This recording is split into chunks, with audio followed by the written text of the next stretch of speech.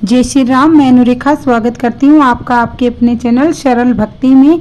तो श्राद्ध पक्ष चल रहा है और हमें श्राद्ध क्यों करना चाहिए और जो लोग श्राद्ध नहीं करते हैं उनके जीवन में किन किन कठिनाइयों का सामना करना पड़ता है, साथ ही पितृ दोष होता है तब क्या होता है हमारे जीवन पे इसका प्रभाव और पितृ दोष दूर करने के क्या उपाय होते हैं, ये तमाम जानकारी आपको इस वीडियो में मिलेगी। तो वीडियो पे एंड तक जरूर बने रहे। अगर आप मेरे चैनल पे नए हो तो पहले चैनल को सब्सक्राइब करके रखें ताकि ऐसे वीडियो आपको समय समय पे मिलते रहे। पितरों और पूर्वजों के प्रति श्रद्धा और कृतज्ञता प्रकट करने का ये एक तरीका है। शास्त्रों के अनुसार श्राद्ध और तर्पण से पितरों की आत्मा को शांति मिलती है और उनकी कृपा से परिवार में सुख शांति और समृद्धि आती है। पितृपक्ष के दौरान श्राद्ध, तर्पण और पिंडदान ये बड़ी संख्या में किए जाते हैं। श्राद्ध का उद्देश्य पितरों की आत्मा को तृप्ति प्रदान करना है।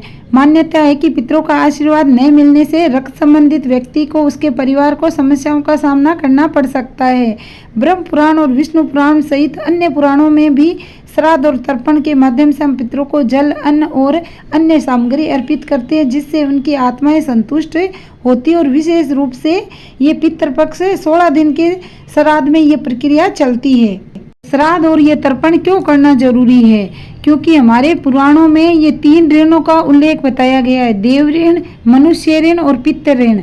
देव ऋण पूजन जितना आवश्यक होता है उतना ही पितरों के निमित्त श्राद्ध कर्म करना भी उतना ही महत्वपूर्ण माना गया है। हमारे 18 पुराणों में भी तर्पण और पितरों के पूजन के विभिन्न रूपों में उल्लेख मिल जाते हैं। सभी पुराणों में पितरों के श्राद्ध की विधियां, आत्मा को शांति देने के लिए प्रक्रियाएं और धार्मिक महत्व के बारे में बताया गया है।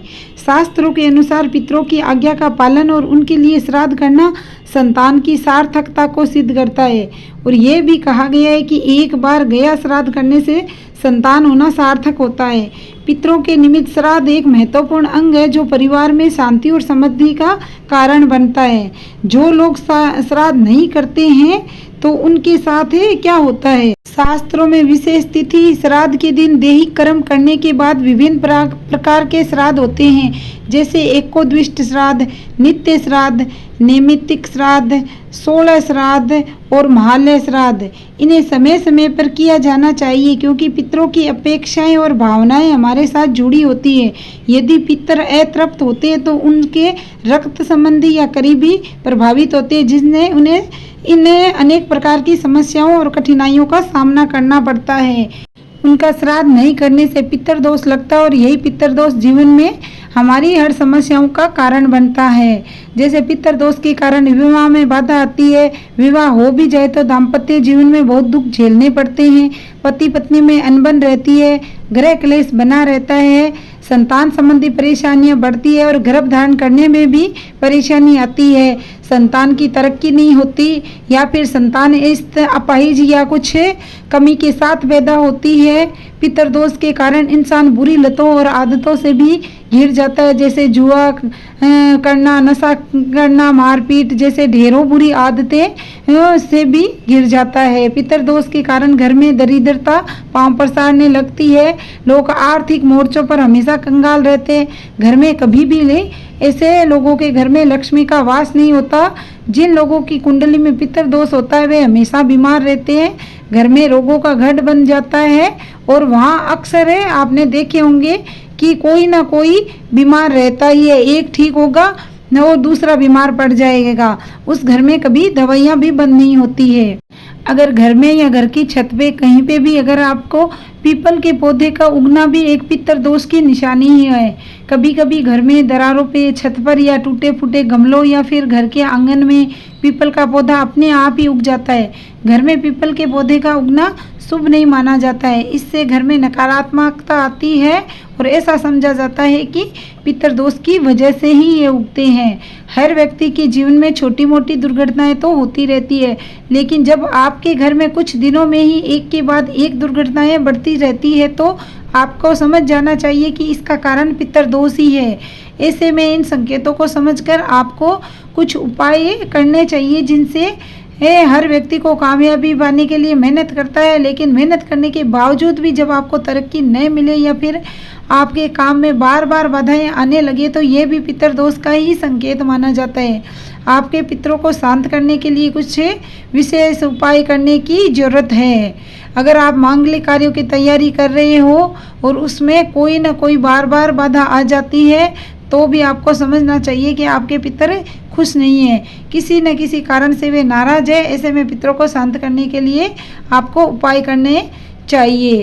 पितरों को मनाने के लिए आपको पितृ पक्ष में उनका तर्पण, पिंडदान और श्राद्ध कर्म जरूर करना चाहिए। इससे पितरों की नाराजगी से मुक्ति मिलती है।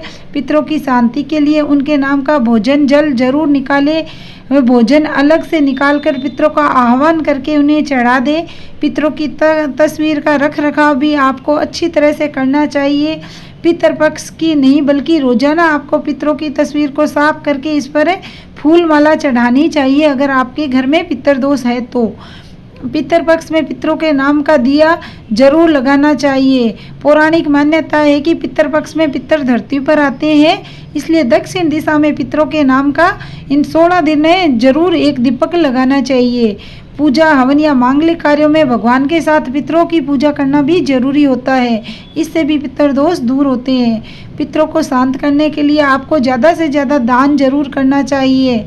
ऐसा माना जाता है कि दान पुण्य से भी हमें पितृदोष से मुक्ति मिलती है। दान और श्राद्ध क्रम के कार्यों से पितरों को तो मुक्ति मिलती है। ऐसा कहा जाता है कि पितरों के नाम से किए गए दान से व्यक्ति को 100 गुना अधिक लाभ मिलता है। लेकिन आपको मालूम होना चाहिए पितृपक्ष में किन का दान करना चाहिए और किन का दान नहीं करना चाहिए। पितृपक्ष में हमें लोहे के बर्तनों को कभी भी दान नहीं करना चाहिए। इसके अलावा आप चाहे तो पित्तल, सोने और चांदी के बर्तनों का दान कर सकते हो। चमड़े से बनी हुई चीज़ों का इस्तेमाल भी नहीं करना चाहिए और ऐसी चीज़ों का दान भी नहीं करना चाहिए, ये अशुभ माना जाता है। और पुराने कपड़ों का दान भी हमें नहीं करना चाहिए। नए कपड़े ब्राह्मणों को दे सकते हैं आप पितरों के निमित्त, इससे आपके पितर प्रसन्न होते हैं और आपको आशीर्वाद देते हैं। और काले कपड़ों का इस्तेमाल भी करना निषेध माना गया है। और पितृपक्ष में भी काले कपड़े का और यह कंबल वगैरह देते हो तो ध्यान रखिए कि काले रंग न हो। पितृपक्ष में किसी भी तरह का तेल का दान नहीं करना चाहिए। खास करके श्राद्ध पक्ष में सरसों के तेल का दान तो भूल से भी नहीं करना चाहिए। और बचा हुआ खाना भी आपको श्राद्ध पक्ष में पितरों को सिर्फ शुद्ध ताज़ा खाना ही अर्पित करना चाहिए। पितरों को गलती से भी झूठा या बचा हुआ खाना नहीं खिलाना चाहिए। या फिर आप पितरों के निमित्त किसी को भी दे रहे हो बचा हुआ खाना श्राद्ध में तो इससे भी आपको दोष लगता है। पितर पक्ष में आप सुबह जल्दी उठ के नहा धो के और दोपहर के समय पितरों का समय होता है तो इस समय आप पितरों को दक्षिण की तरफ मुख करके सूर्य को जल जरूर दें और उसमें थोड़े काले तिल या जौ डाल सकते हैं। ओम पितराय नमः ऐसे बोलते हुए आप उनको जो भी आपकी अगर तिथि में याद हो जो आपके पितर है, अगर नहीं याद हो तो आप ऐसे ही आपके जो घर के कुल के पितर है उनके निमित्त आप नित्य ये 16 दिन क्रम कर सकते हो। इससे वो बहुत जल्दी प्रसन्न होते हैं पितर आपके और आपको आशीर्वाद देते हैं। और पितर पक्ष में अगर कोई जानवर या पक्षी आपके घर आए तो उसे भोजन जरूर कराना चाहिए।